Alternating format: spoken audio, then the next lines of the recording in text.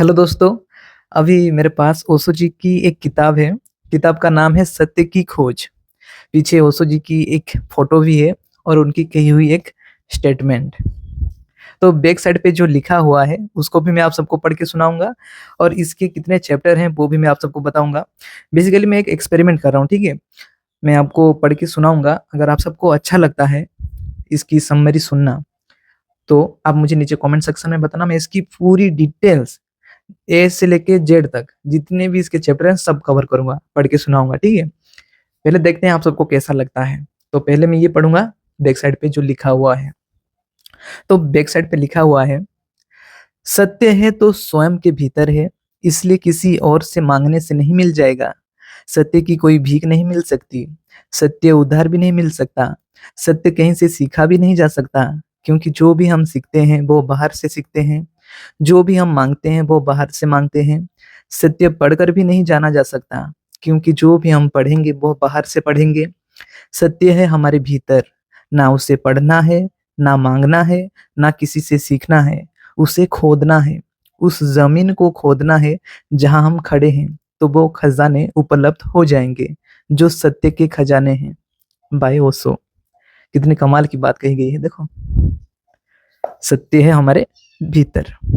और इसके कुल जो चैप्टर हैं वो 5 चैप्टर हैं। इसका जो पहला चैप्टर है उसका नाम है परतंत्रता से सत्य की ओर।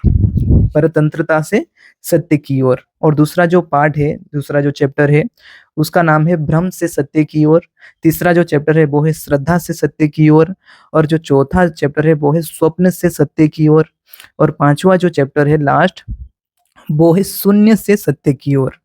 और एंड में ओशो एक परिचय, Osho international meditation result, Osho का हिंदी साहित्य। अधिक जानकारी के लिए लास्ट में एक पेज दिया गया है। तो आज हम कवर करते हैं परतंत्रता से सत्य की ओर।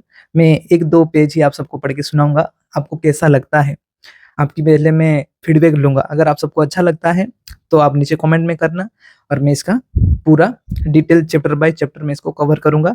पूरी किताब को हम कवर कर लेंगे, ठीक है। ये जो किताब देख रहे हो आप ऑनलाइन से परचेस कर सकते हो। मैं फ्लिपकार्ट से इसको ऑनलाइन ऑर्डर किया था, फ्लिपकार्ट या अमेजोन से किया था। और 300 के भीतर ही पड़ा था, 250 या इतना कुछ पड़ा था, मुझे अब याद नहीं कितना था। तो आप सब भी ऑर्डर कर सकते हो, या ऐसे ही वीडियोस देख के अगर आप सबको अच्छा लगता है तो सुन भी सकते हो। तो मैं स्टार्ट करता हूँ कुछ। मेरे प्रिय आत्मन, ये अपने जितने भी प्रवचन सुनने वाले थे उनको वो ऐसे ही पुकारते थे, ठीक है। एक सम्राट ने जंगलों में गीत गाते एक पक्षी को बंद करवा लिया था। गीत गाना भी अपराध है।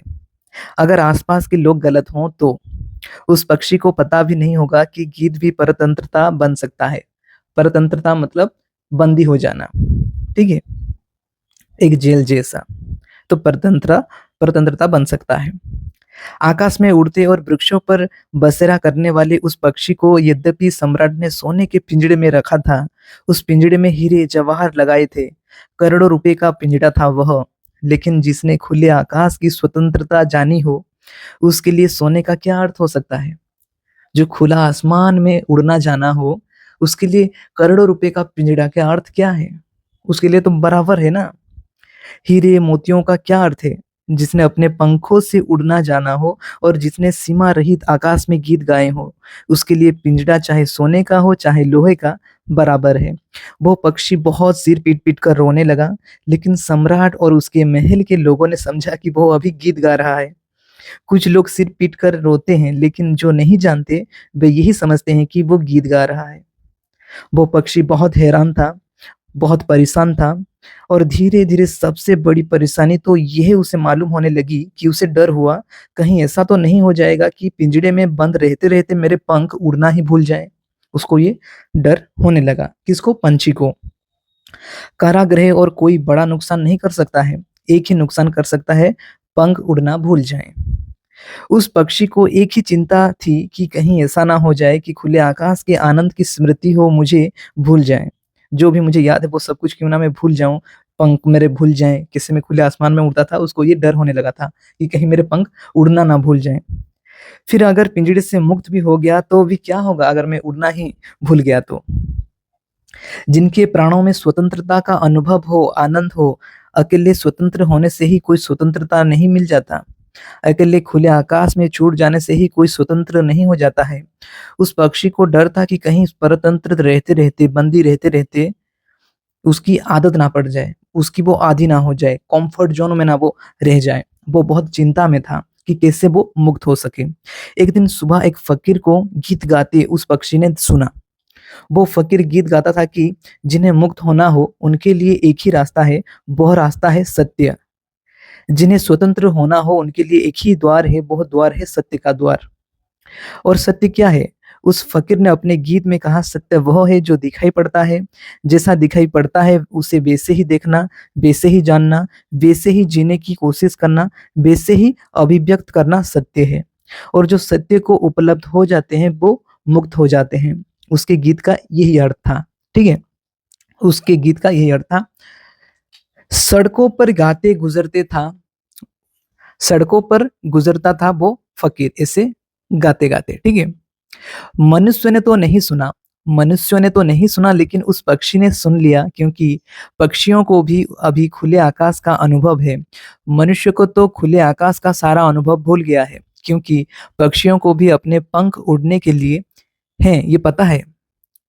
क्योंकि पक्षियों को पता है कि मेरे जो पंख है उड़ने के लिए है, लेकिन मनुष्य को तो पता ही नहीं कि उसके पास कोई पंख भी है और वह भी उड़ सकता है किसी आकाश में। सुना तो मनुष्यों ने भी, लेकिन वे नहीं सुन पाए।